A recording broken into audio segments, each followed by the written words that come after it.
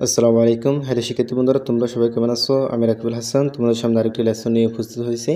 দেখো শিক্ষার্থী বন্ধুরা, এখানে লেখা আছে ইউনিট 2, UNIT ইউনিট মানে অধ্যায় 2 মানে 2 অধ্যায় 2। এরপর দেখো এখানে লেখা আছে লেসন 10, LESSON লেসন লেসন মানে পার্ট 10 মানে 10 পার্ট 10। এরপর দেখো আমরা এখানে দেখতে পাচ্ছি ওয়ার্ডস ফর U-Z, WORDS ওয়ার্ডস মানে শব্দগুলো, FOR ফর মানে জন্য।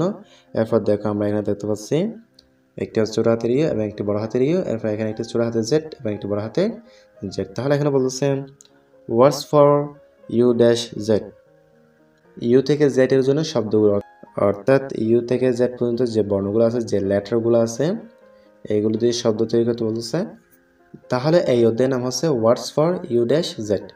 দেখো আমরা এখানে সিতে দেখতে পাচ্ছি, এখানে বলতেছে রিড, READ, রিড মানে পড়ো, trace and right, TRACE, trace trace মানে চিহ্নিত করা বা শনাক্ত করা, ইন্ডিয়ান এন্ড মানে এবং, রাইট, WRITE, রাইট রাইট মানে লেখা, ট্রেস অ্যান্ড রাইট মানে চিহ্নিত করা এবং লিখো। দেখো আমরা এখানে কতগুলো একটু একটু করে দেখতে পাচ্ছি। দেখো এখানে দেখা যাচ্ছে ইউনিফর্ম, এরপর দেখা যাচ্ছে বেস, এরপর দেখা যাচ্ছে ওয়েল, এরপর দেখা যাচ্ছে এক্সরে, এরপর দেখা যাচ্ছে ইউক, এরপর দেখা যাচ্ছে জেব্রা। এগুলো চিহ্নিত করতে বলতেছে এবং লিখতে বলতেছে। তাহলে আমরা এখানে প্রথমে দেখতে পাচ্ছি ইউনিফর্ম, UNIFORM, ইউনিফর্ম মানে পোশাক। তাহলে এখানে এটা চিহ্নিত করতে হবে এবং লিখতে হবে। তোমাদের সুবিধার্থে আমি পাশে লিখে দিচ্ছি, তোমরা লিখে নিবে এগুলো। এরপর দেখো এখানে দেখা যাচ্ছে বেস, BASE, বেস, বেস অর্থ দানি বা ফুলদানি। তোমরা এগুলো লিখে নিবা। এখানে যেগুলো একটু একটু দেখা যাচ্ছে এর উপরে তোমরা লিখে নিবা। এরপর দেখো আমরা এখানে দেখতে পাচ্ছি ওয়েল, ওয়েল মানে তিমি, WSALE, ওয়েল, ওয়েল মানে তিমি। তোমরাও এর উপরে লিখে নিবা। এরপর দেখো এখানে দেখা যাচ্ছে এক্সরে, XRAY, এক্সরে, এক্সরে অর্থ এক্সরে। এরপরে এখানে দেখা যাচ্ছে ইউক, YUKE, ইউক, ইউক অর্থ জোয়াল। এরপর দেখো এখানে দেখা যাচ্ছে অর্থাৎ যেটি গরুর উপরে দেওয়া হয়। এরপর শিক্ষিত বন্ধুরা, তোমরা এগুলো এর উপরে লিখে নেবে ভালো করে। এরপর দেখো আমরা এখানে দেখতে পাচ্ছি যে দিতে বলছে rearrange the letters to make words, rearrange, REARRANGE, rearrange মানে মিলাও বা কি করো, পূর্ণ বিন্যাস করো, THE, the letters, LETTERS, letters মানে বর্ণগুলো, TO, মানে দিকে বা প্রতি, মেক, MAKE, মেক, মেক মানে তৈরি করা, WORDS, ওয়ার্ডস, ওয়ার্ডস মানে শব্দগুলো। তাহলে এখানে বলতেছে rearrange the letters to make words, শব্দ তৈরি করতে অক্ষরগুলিকে পুনর্বিন্যাস করো, অর্থাৎ শব্দগুলো তৈরি করতে অক্ষরগুলোকে পুনর্বিন্যাস করতে বলতেছে। এরপর দেখো এখানে বলতেছে or rearrange the wooden/plastic letters to make the following words, or মানে অথবা, rearrange, REARRANGE, rearrange মানে পুনর্বিন্যাস করা, THE, the wooden, WOODEN, wooden, wooden মানে কাঠ।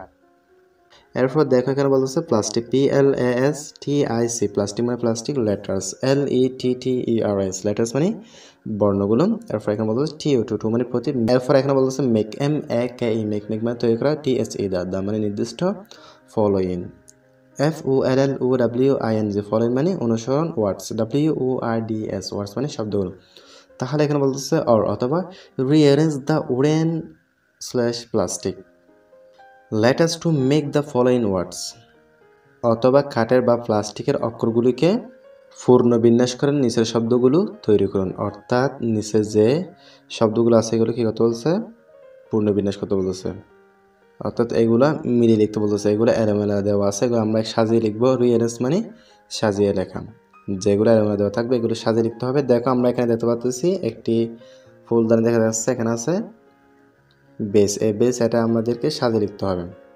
এগুলো এখানে এলোমেলো দেওয়া আছে, আমরা এখানে লিখবো কি BASE, বেস, বেস অর্থ দানি বা ফুলদানি। এরপর এখানে দেখো আমরা দেখতে পাচ্ছি একটি জোয়াল, এর ইংরেজিটা এখানে এলোমেলো দেওয়া আছে, আমরা এটা সাজিয়ে লিখবো YUKE, ইউক, ইউক মানে জোয়াল। এরপর দেখো আমরা এখানে দেখতে পাচ্ছি একটি তিমি, এই তিমির ইংরেজিটা এখানে এলোমেলো দেওয়া আছে, আমরা সাজিয়ে লিখবো।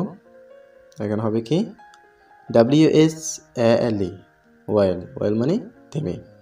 এরপর দেখো আমরা এখানে দেখতে পাচ্ছি এক্সরে, এটা এখানে এলোমেলো দেওয়া আছে, আমরা সাজিয়ে লিখবো XARY, এক্সরে, এক্সরে অর্থ এক্সরে। এরপর দেখো আমরা এখানে দেখতে পাচ্ছি একটি পোশাক, এখানে কি হবে ইউনিফর্ম, UNIFORM, ইউনিফর্ম মানে পোশাক।